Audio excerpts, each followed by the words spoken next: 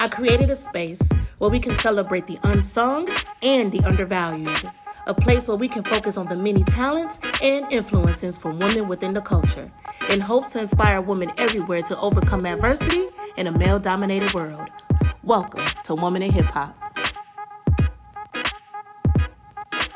What's up, everybody? Welcome to Woman in Hip Hop Podcast. I'm your host, Jazzie Belle, and today we have an amazing show because we have an amazing guest. She is a fashion icon in hip hop.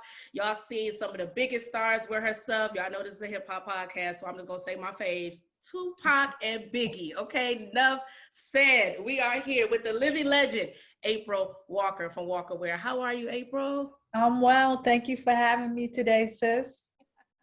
This is going to be such a girl chat because I'm fanning out right now. So I'm going to be asking you just some questions that I feel has been dying inside of me to ask someone like yourself that has seen it all and been through it all. So this is such an honor. Such an honor. Oh, no problem. I look forward to it. Yes, so let's get right to it. Like I said, some of the biggest stars have worn your stuff. Biggie, Tupac, Run-DMC, the list goes on and on. And you have been one of the first ones to really make it happen as far as the fashion game in hip hop. So you have to take me to the time, the day that you fell in love with hip hop first. I have to hear that.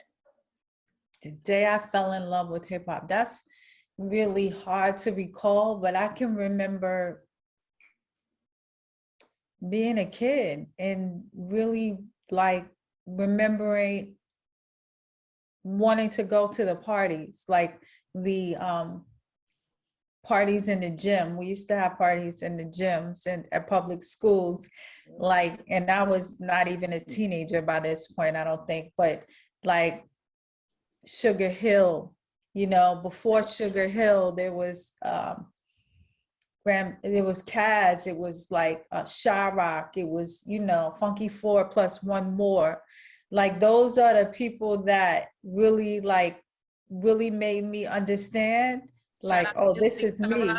You know what I mean? Mm-hmm. So I fell in love at that point, right? Right then, it was something I knew that I wanted to hear more and more of. And then Mr. Magic, right?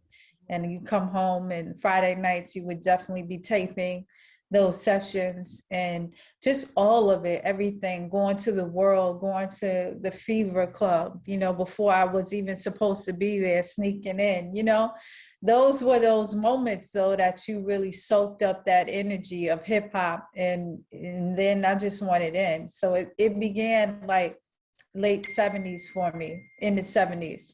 Oh, so when it comes to fashion and you wanting in, what was it that made you want to create Walker Wear? Was it because you was at these parties, you was like, y'all not fly, I could hook y'all up? Like, what was it? I think it was like my father was in the music industry, so he was literally creating his own beats and doing his own thing. He managed a lot of musicians. So I grew up as a jazz baby, and I grew up listening around a lot of jazz people, and they have their own distinctive styles. Mm-hmm. So he was always so left to me. And I remember him being one of the people. My mom had a whole nother side coming from the Midwest, but she's also Mexican roots. So a lot of like Navajo and Mexican, like, and outdoorsy stuff. So that mesh of all of it being different, and us having a lot of introduction to culture by music, by the arts, by always being out. Like New York was such a background in the 70s and the 80s. So I think all of that made me know that I could express myself and be different. But then hanging out, like you said, like once I became like in high school, I started really finding my own expression in fashion. And by the time I was in college, I just fell in love with it. I was like, this is what I'm gonna do. I walked into Dapper Dan's one day, and that was it. Like that, the epiphany went off, and I was, it was like an epiphany moment where I was like, okay, this could really be a business. And so he inspired me to create my own custom shop, and we started making our own designs. And that really was just from the gut and from really inside and doing what we believed. I love that story because I did see you mention that in Netflix's The Remix that you were featured in as well. And I know you're from Brooklyn. So it's funny how you went to Harlem because he was in Harlem at the time, right? Yeah, he was in Harlem. Harlem. And I know the saying because I lived in New York for like 17 years myself. So Okay. Manhattan be making it. Brooklyn girl came in, saw it, got Taking it. inspired, and she Right. took it. Keep on taking it. Yeah, like we hung all over. So the fever was in the Bronx. I mean, we were all over New York City. You couldn't hold us back. And New York was like some different energy in the 80s. You had to be there. You know what I mean? And I was all in and every club and everything that was hip hop. So yeah, definitely. So fashion and effect, you took it. You took that inspiration and you created the store. So Fashion and effect. Fashion and effect. Talk to me about that and this young Brooklyn girl that opened up a store. Like it sounds believable and feasible nowadays, but it's even hard though now. But in the 80s to do that, take me to that place and how that happened for you. So I can't remember when I really just owned it, but I can remember my father told me not too long ago that we went to see a movie, one of Spike's movies, and I was in college. Huh? Which one?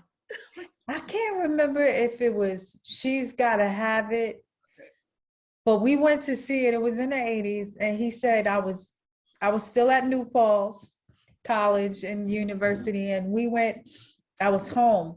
And I came out of the movie theater and he said that there was a woman at the phone booth, a young lady, and she had like a denim jacket all blinged out and like had written all over it and stuff. And he said, I pointed to her and I was like, you see her? And he said, yeah. No, he said that I came out of the movie theater and I said, I don't want to go back to school, Dad. And he was taken aback, like, because I was a junior by now, right? And he was like, why? And I was like, you see her? And I pointed to the woman at the phone booth. And he said, yeah. And I was like, that's what I'm gonna do. That's what I wanna do. And he said he thought it was so whack, like at that moment, like what she had on.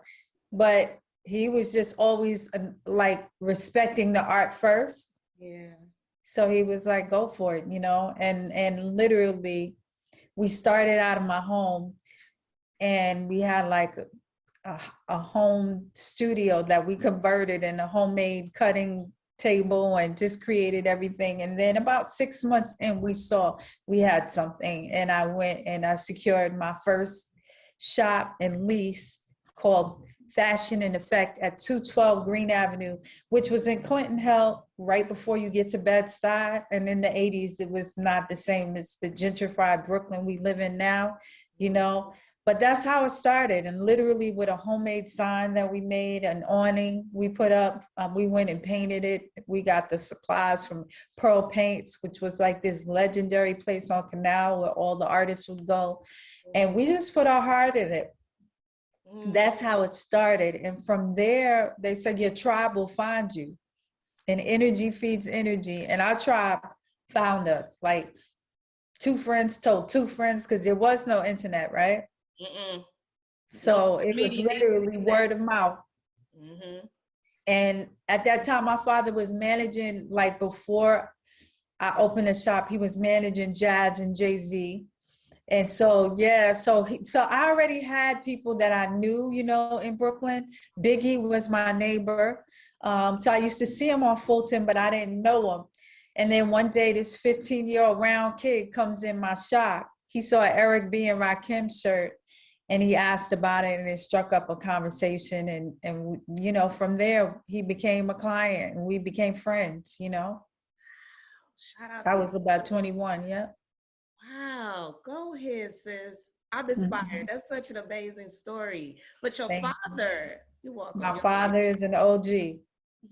He managed D-Train, a lot of people, McCoy Tyner, a lot of big artists. What it sounds to me, young, beautiful girl, 21, opened up a store. Oh my God, in the 80s. And you know how in New York, people hanging out at the bodega, and I can just see, like you say, your tribe finding you. It's like, she's young, she's our age, she's cute, she's right. I am the culture, you know what I mean? Because I was already in it, like the clubs, everything. I got it. Like I just I wanted to eat, breathe, and do this. You know what I mean? And there was nothing in the streets. We couldn't go in the stores and buy anything that represented us. We were already like buying our stuff oversized, baggy, and, you know, having to do the work ourselves, blinging it out. So I just wanted to create that for my tribe. So we had choices. That's really how it started. And then I think because there was so much love into it, we started airbrushing, we started acrylic painting, we did everything from gowns to tuxedos to velour sweatsuits and, you know, the coats. And, you know, a lot of people don't know, like we started with a lot of couture. So, you know, back then there were a lot of, it was different. There were hustlers that you would find in the clubs with the correction officer or entertainer, a celebrity. You know, it was just, New York was like a melting pot, literally. So we were creating for the melting pot. Mm-hmm. Speaking of creating, I call you the creator of the baggy jeans and the whole jean sweat. Talk to me about that creation, because I know by watching the remix, it was a lot of the complaints. It was like these pockets aren't big enough. Right. So you came in and you fulfilled that void. So when I saw that, I was like, so she created the look, the baggy look. That's the reason why the dudes are out. Talk to me about that. It was necessity. Like you said, like honestly, men couldn't even fit their hands in their pockets at that time. And men wanted to fit a lot of stuff in their pockets. So they would come and complain in the shop. They would ask for the same things, baggier pockets, bigger pockets. They wanted deeper pockets. They wanted, so when they asked for deeper pockets, we were trying to think of a way to make them cool. We needed more leg room, right? For it to be able to have deeper pockets. And also they wanted lower crotches. Drop the crotch, right? So it was like more breathing room, basically. And then you had baggier leg room. And you have to think at this time in the 80s, hip hop was really exploding. So now you had dancers where we didn't, before they were dancers in the clubs, you know, so dancers, Heavy D and the Boys, all these people had started having dancers, right? So they wanted baggier fits so they could move. And that, you know, that played a big part of us listening to those customers and creating that. And Timberlands were like part of a uniform back then. Everyone in Brooklyn owned a pair of Timbs. So we made sure that the denim bottoms that we made, our bull denim, would fit inside of the Timbs, or it could go outside of the Timbs. So now we have bootlegs, but it wasn't called bootleg then. It was just like catering to those needs of the customers. And then hearing those same things over and over and over again, that's how we started our own walkaware. That's how walkaware was created, just listening and seeing those pain points and addressing that. Yes. When did it become clear to you that we really have something big? What was that pivotal moment in Walkaware's life in that time where you're like, oh my God, I'm on to something? That's a good question. I think in the very beginning, maybe I'll say right now, as you say that, I think everything was confirmation in different ways. So like, I can say 3 or 4 things right now in the beginning. One was Audio 2 came in the store one day. MC Light brought them. They were from Brooklyn and they wanted to represent Brooklyn. And they were doing the cover for I Don't Care. And they asked me if I could do the cover. And that was the first time I did an album cover ever. But from that, I learned about styling because they came back and asked me to style a video. And then I started a styling division, which we were able to product place a lot before there was product placement. So we were one of the first to product place as well and create product placement. And that was literally out of revenue stream, which became great because as artists started blowing up and hip hop got bigger, our visibility got bigger, you know what I mean? But it was like literally 2 birds with 1 stone. We make money styling, we make money creating custom clothes, you know? So that was one thing. Audio 2, I remember Biggie, when he got signed to Bad Boy, it was for me like, okay, we're going with him. That's how I felt, like, because we were part of that like relationship and he stayed true to it. Yeah. Mm, I can remember the first time I saw a customer that I didn't know on the street. We got our stuff in the stores, and I remember that. And I remember how that felt, seeing them in New York, just walking down the street. And it was like, we made it, that's how it felt. Um, yeah, and I would have to say that Run-DMC. Mm-hmm. Run-DMC. I remember the first time I met Jam Master Jay, and I was in a club and he came up to me and asked for a card. And then I became their stylist, but it was literally like that call the next day that you were like, it was surreal. Like, I'm getting ready to make something for Run-DMC, which is like legendary. Yes. Another, That's such a legendary group. And they paved the way. I say they're the biggest hip hop group ever. Yeah. So, I feel like it's been such a blessing. I mean, all of it. So I'm saying that to say there were so many little moments that created big moments. They were little moments at that moment because it's not here, right? We were just building. We didn't know what we were doing. We didn't know it was going to become this. We were just in it. But I remember when I met Tupac, and that was a whole nother relationship that just really like took me other places, you know what I mean? Above the rim, and, creating a lot of the clothing for that and doing his first videos and, just really, he was inspiring because he was a true artist, but he was also very proactive about wanting to represent for his own people. So all of those things, I take none of those relationships or experiences for granted. And I'm so thankful to God for them. How did you meet Tupac? How did that relationship build? I think I met him. I met him a few times, but it was like in passing. So he was really great friends with a friend of mine, Stretch. Who's, yeah, not here anymore. But Stretch was part of Ed Lover and that whole crew from Queens. And I was tight with all of them. And I was styling for No Face, which was a division from Def Jam. So I was doing a lot of work for Mark Sex. Shout out to Mark Sex, who was actually the head of No Face. And one day I remember I was styling a group called BWP, Bitches with Problems. And we were on set in Queens, I think, and he came with Stretch. And that was one time. I mean, that was early on. And another time I was on the set of Juice, like when they were first casting. This is before they did the movie. They were trying to cast, and I was trying to be in it. So I went and I wore one of my velour sweatsuits, and it was really nice with a bucket hat. And I remember him coming up like, who made that suit? And I did. And he was like, yeah, right, But from that, I started, not from that day, because I can't remember which came first, but I started styling him, and that's how that started. Him seeing that he kept seeing me, you know what I mean, styling. And so it just happened organically. Wow, that's a lot of great history that you just said right there. Juice, did you want to be it as an actor, or you wanted because I just was like, I'll take it. You know what I mean? Like, I was always trying to push my brand, but I wore it that day and it worked out because I had my brand on. I wasn't in it, but it's cool. Like, it was a bigger play there.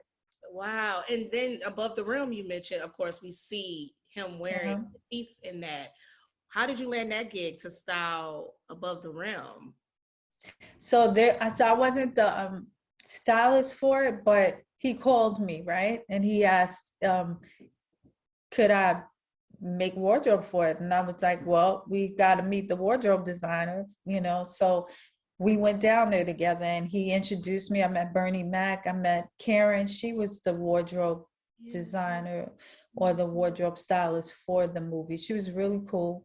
And he was like, I want her to make all my clothes for the movie. And she was like, she can't make everything, but we can include her, So he was like, well, then I want all Black designers, do you know anybody else? And I was like, yeah. So I got 5001 flavors in as well. So I introduced them to 5001 and they got in it. And I know he had the brand, 100 Miles brand. I did not know them at the time, but he brought them in. So Pac was really intentional, you know, and we got to really make the camouflage outfit that's in the movie. We made the actual hooked vest with the pants, you know, that scene yeah. The hook vest. And that was inspired because we did like this whole outdoors program. Like I said, the whole outdoors. So we love the whole idea of fishing. I know what you're talking about. And so we wanted some utilitarian, like we wanted it to be workwear. I'm very much into workwear when it comes to my designs and just creating like functional, long lasting, classics and timeless pieces. A lot of my fabrications are really, I focus on quality. I focus on earth tones and muted colors. You know, I also do colors, but I'm not like the bright person, even though spring will be a little bright. But on the everyday, you know, I want you to have something that you can wear now, or it won't like be disposable. Like you could pull it out 10 years from now and still be good, you know? Of course. Forever pieces. You got some forever memories. I wonder, this wasn't part of like my whole questionnaire thing, but thinking about that time, you being, you know, close knit to Biggie, of course, growing up with him and him being one of your first clients, and then working alongside Tupac, when they began to have their friction, where were you in that? Were you involved in it in a sense where they, I don't want to say consulted you or spoke with you about it, or what were your feelings when that was happening? Because you worked with both of them and you obviously, you know, liked both of them. So how did you feel just being in the midst of that? It was hard. It was really difficult because I used to hang out with them, you know, because Biggie lived over here and Pac used to come see him. So we literally all hang out together, you know. So when they fell out,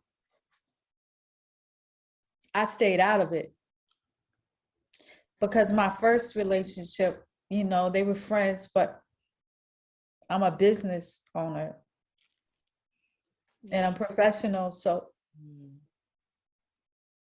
I didn't want to be in it or be in the middle of anything. So I just really stayed out of it. They both, you know, I would say Pac more than Big talked about it. You know, I remember when Pac got shot, and I remember talking to Big in the hospital. Like they called me from the hospital, Pac and Big. So he did go see him when he got shot, like right after. But it was just, it was hard. It was hard watching them fall out. It was really difficult and painful because media played a really big part at bringing that apart. You know, the East Coast, West Coast, all of that could have been avoided. So we were all really young. And to watch them get caught up in it and know it, like I saw what was happening, and you want to talk to them, but you don't have like enough influence with a person to change their mind. That's painful. They have to see it on their own. And hopefully, and it's heartbreaking because they're two of the best that ever did it. Yeah. And they were both really good people. Thank you for sharing that. And you said he went to visit him. That was the first time he got shot. Unfortunately, we know how Tupac. Yeah, the first time. That was actually, he went to visit him in Vegas. That time when it happened? No. Remember when he got shot at the studio? Yeah, Quad Studios. That time. That's what I'm saying. Yeah. Yeah. It was here. So April, did they call you to be like, talk to your boy? What's going on? Like, did they actually? No, Pac. So literally, so this is crazy. Easy Mo B was my neighbor too. He lived right next door. So the night he got shot, Tupac called, like, I'm coming over to see Easy Mo B. Are you gonna be home? I'm gonna come by, right?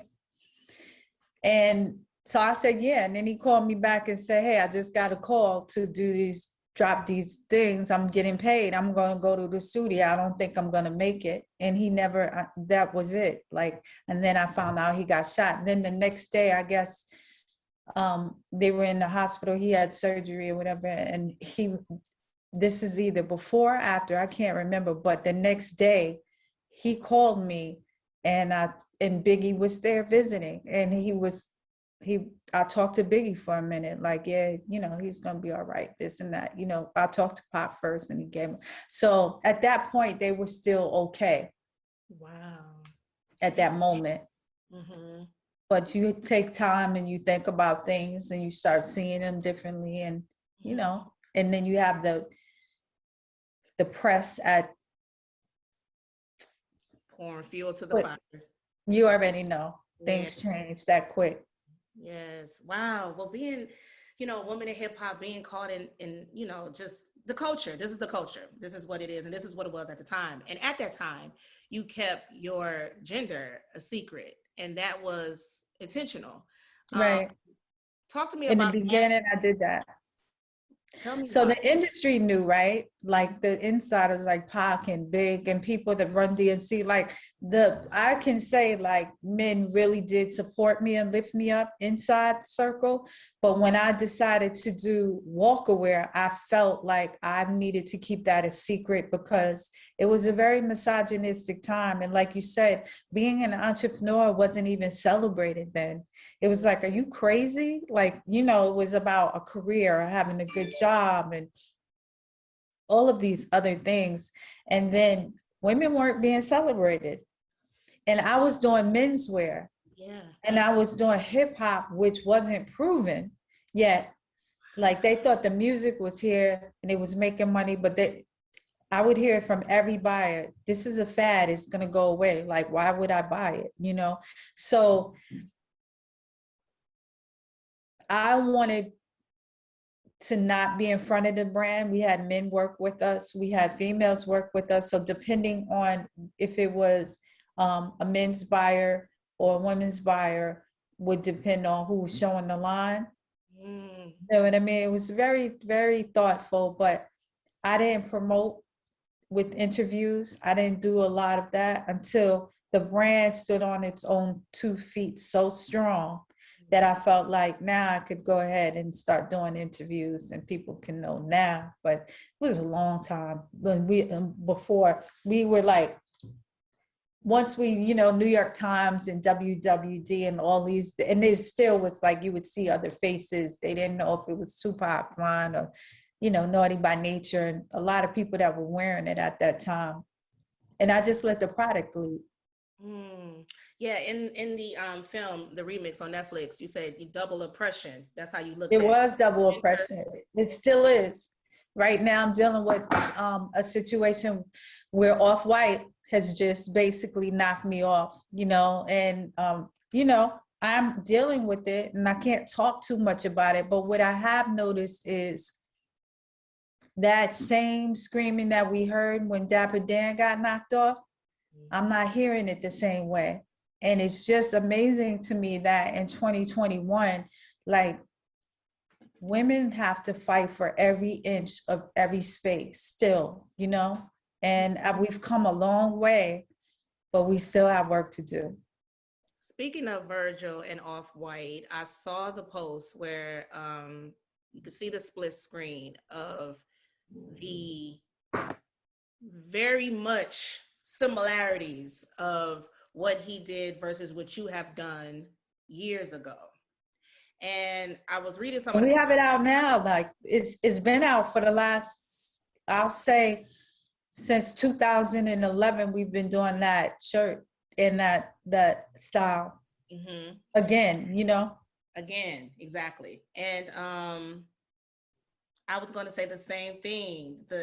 Just echoing what you said. I'm like, I remember reading about Dapper Dan and when Gucci copied his style, it was an outcry to the point where Gucci had to eventually collaborate with this man. You're right. I'm not hearing it in the same fashion. It's interesting. Right. So I know you said you can't talk about it too much, but It's just so hard because I was just going to ask you if it came to a point where Virgil from Off-White reached out to you and say, let's collaborate. Would that be something you would be open to, just like what happened with Dapper Dan and Gucci? I can't say, sis, because it depends on the conversation. It would depend on that moment, if that makes sense. Mm-hmm. Have you heard from him yet? Not Are you at all. afraid because the fact that in the beginning you did hide your gender, you hid who you were as far as the creator of this brand? Mm-hmm. Mm-hmm. I don't know if that's something, would you say that's something you regret now when you think back Not on it? at all. Okay. I mean, because people know about the brand, like they do. a lot of people know. I mean, we've just like BET just did a major, like I'm not hidden anymore. I haven't been hidden since the 90s, So you literally have to be under a rock if you're in fashion or streetwear not to know me or not of the culture. Like that part I get. But even still, at a certain point, okay, see it for what it is. Mm-hmm. And then there's accountability. How do we rectify that situation? And the first step is to see it, right? And to say, you know what, I'm responsible. I don't even understand what two W's are. I could see an OW, but I don't even get it. So that's the first thing.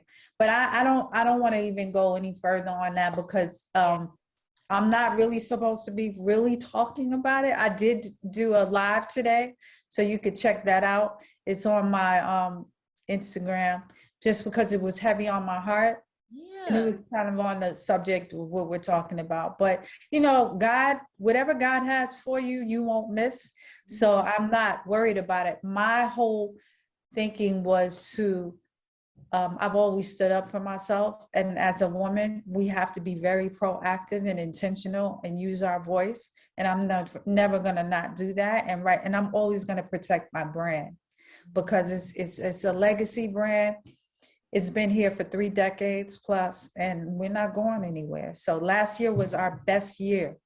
Wow. In the midst of a pandemic, quietly. So, I'm thankful, so thankful. Because how many businesses aren't here after last year. So I don't take anything for granted. That's a testament to your hustle. I tell people too, I was like, I don't want to disrespect the pandemic and the people that's going through hard times because this is a hard time we're all witnessing and going through. But the fact that I'm able to create a platform, push through and thrive has been Amen as well. That's major. Yeah, huge. Salute. Yes, thank you. And definitely we get off that, but I was with you because I was looking at the comments, OWWW, what it really doesn't make sense. So I'm riding with you on this because it was given to me in a DM from someone that's very influential in hip hop. And it was just like, this is wrong. And then reading the comments and just seeing that some people don't know what the hell they're talking about. They're like, she's reaching and all that. And I'm like, right. That's because y'all don't know. That's it. But those are millennials, and those are people that just don't know. They wouldn't know regardless. You know what I mean? So I don't even, but that's why we have to use our voice because now they know. You know how many, so from that Fashion Bomb Daily, it was interesting. I picked up so many new audience. I picked up a new audience of millennials because now they're following me and I think they'll figure it out on their own. You know what I mean? It doesn't, I'm not there to convince them. I'm just laying out facts, Yes, I'm a proud millennial myself. I do my research. I know the history. That's great. My niece is like that too. We have some, but some don't, and we're living in a world of fake news. So that's the scary part. Mm-hmm. Are you afraid of not getting your credit or being erased in when it comes to history? No. Afraid of that? Okay. Because we live in a time where we get to tell our own story. Talk about it. So I'm telling mine, and it's being recorded, and it's like literally being cemented in history. I'm in history books. I'm in films. I'm in like. Whoever wants to find me will find me, I'm thankful. BET did a huge legacy piece on me last month. You know, like my folks are my folks. Yes. So, you know, I'm really grateful. InStyle just did a piece on all of us that really covered Black women who have contributed to fashion, and it was who have been forgotten about, you know, that created streetwear. So I think in time, you know, with God's assistant, it all unfolds at the right time. I'm working on my memoir. It's other things happening, you know, and in God's speed.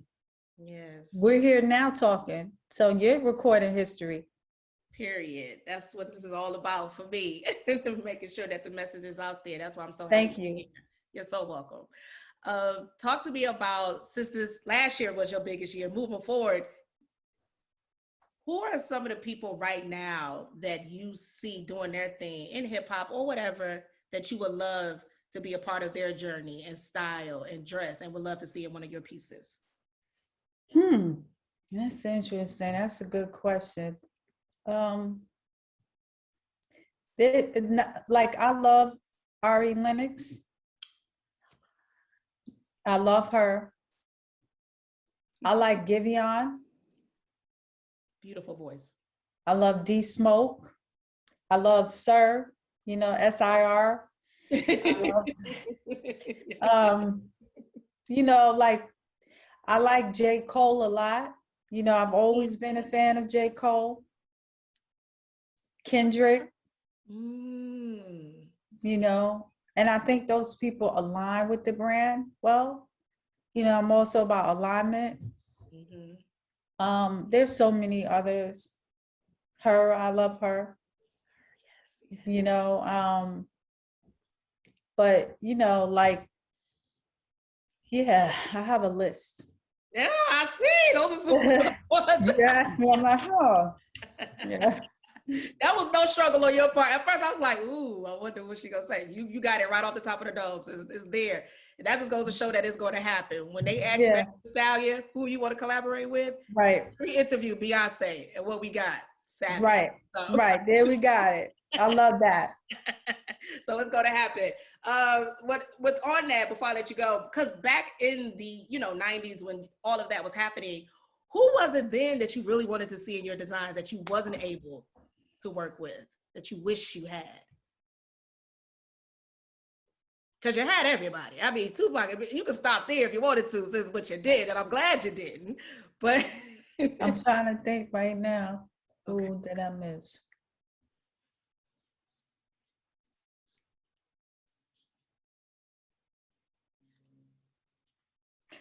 I don't know about back then, but I will say I wish I could have met and worked with. I wish I could have had Nipsey in a piece. That's the one person I felt like, damn, just because he was so important to the culture and he seemed like he was such an amazing human being, and he was my tribe. Like everything he talks about, I've been saying. So it's like we're the same, like in the spirit. So I would have loved to work with Nipsey Hussle. Wow, that's a good one. I want to talk to you about camaraderie with other women in the field. How was that for you coming up? Because again, with the remix, it shed light on you and your career, Dapper Dan, and also Misa Hilton. Were you guys ever like cool at that time? Ever worked together? Like what was that like? And was there other women around that time too that you guys kind of like connected with? So yeah, I met Misa. I was working with Def Jam, and she was interning at Def Jam then with Rhonda Cowan, and then she started styling from that. Always been consistent, always been the same person, always been beautiful, super talented. So Misa's been, yeah, I've known her since she was a teenager. And then June I met very early on. June was when she was first getting into styling, June Ambrose. Which before she was styling, she was at Cross Colors. And I met her then. I'm trying to remember, was a Sybil Penix, which a lot of you might not know, but she is responsible for a lot of looks that you will see from Bad Boy. She did a lot of stuff at Uptown Records. That Sybil Penix is you should look her up. She's definitely one of the major stylists that, when you look at like when you look at Total and some of the other artists there, that was her. She did a lot. And then, yeah, like there weren't that many of us. But were y'all cool? Were y'all giving each other like? Yeah, we were all cool. It was hip hop then, like, and hip hop was different than, I think it's become a lot more competitive. We were rooting for each other. We were rooting for each other. We had this whole movement of like, Misa styling and that, we worked together. Whereas now I feel like everything's about a paycheck, and not that we shouldn't be getting paid. But in order for us to lift each other up and lift as we climb, we have to be intentional, and it can't all be about a check. You know what I mean? Because that's how we empower our communities, by helping each other. So, yeah. Well, before I let you go, my last question to you is, for any young girls out here, especially women of color, that's looking to do what it is you do, because it's still not too many. I mean, you look at what's going on with Ruth E. Carter, 30 years in the game, and she just recently won an Oscar for, costume design. And now she has a star in a Walk of Fame. And during her time, she said she didn't see anybody that looked like her doing what she does now. And you being so influential in hip hop and having such an amazing career. And I know someone watching this right now is inspired by you and probably don't know how the hell they can do it or what they should do. What would you want to tell them to inspire them? I would tell them, for whatever you want to do, to have faith over fear. I would tell them that it's no one else's job to believe in you. It's your job to believe in you. So you have to believe in yourself relentlessly, and you have to be willing to be your own student, your own cheerleader, and your own coach. I would tell someone to become immersed in what you love by doing the work and enjoying the process of doing the work. A lot of us want to get to the top of the mountain, but we don't want to climb it. There's no way to get around it by doing the work. You have to do the work. Like, the thing is even if you were able to get to the top, it's not sustainable unless you've done the work. So you need to do the work, because that's where your win is. And in my experience and talking to others, you don't remember the win when you get the win. You remember all the process to get there, to get that win. And that's when you really appreciate the win. So I would say be present in the moment, because every moment has something to teach you. And I would say stay humble, and that humility is big, and being humble, like confidence and humility can live in the same house. And I would say swing with aim.